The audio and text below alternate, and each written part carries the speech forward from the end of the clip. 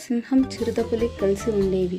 రెండింటికి వయసు అయిపోవడంతో పెద్దగా వేటాడలేకపోయేవి. ఉన్న దాంట్లోనే ఏదోలా సరిపెట్టుకునేవి.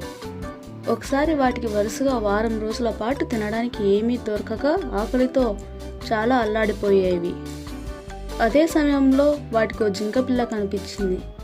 అప్పుడు సింహం, మిత్రమా, మనం ఎవరికి వారే వేటాడుతుంటే జంతువులు పారిపోతున్నాయి.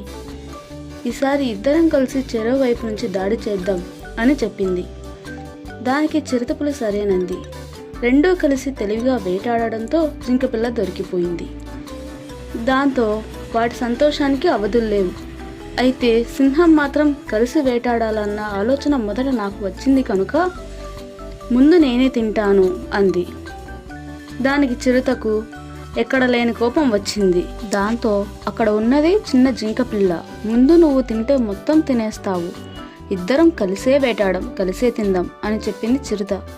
దానికి సింహం ఒప్పుకోలేదు. మాట పెరిగింది. అసలు నీకు వాటానే ఇవ్వను, మొత్తం నేనే తింటా పో అని ఉరిమింది చిరుత.